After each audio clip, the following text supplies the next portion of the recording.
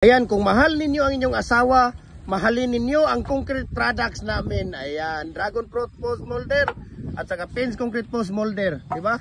Mga idol, napakasimple lang, no? Na madali lang talaga siyang bunutin, mga idol. Ayun, no? Tingnan ninyo, di ba? Oh. Di ba? Ang bilis lang. Bakit? Sino bang nagsabi na ang hirap bunutin, no? 15 to 18 minutes pwede ninyong bunutin, no? Pwede niyo nang hilain yung ating Pins Concrete Post.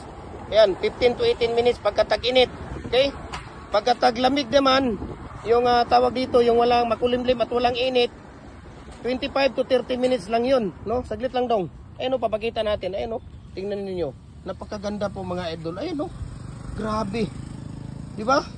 So kung mahal ninyo ang inyong asawa, kung mahal ninyo ang inyong mga girlfriend, boyfriend, mahalin ninyo ang concrete products namin, mga idol. So follow na po kayo sa aming Facebook page, Jim Hardware ang Kukulamber ang concrete products, Balulang branch, Jim Hardware ang Kukulamber concrete product, Kanituan branch, Tripoli and F Kukulamber, Lumbia branch, at saka sa ating personal Facebook account, Felix Tan Pagikan Jr., at saka sa ating Instagram account, Felix_Pagikan 2000, at saka sa ating YouTube channel, Jim Hardware ang Kukulamber concrete products, para updated po kayo sa ating mga video, mga idol. Ayan, sumabuhay po tayo dong, bunutin nyo na yung isa dong.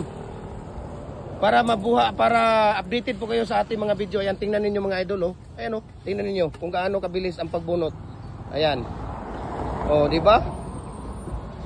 Napaka quality po talaga, mga idol, Makikita niyo, quality po talaga.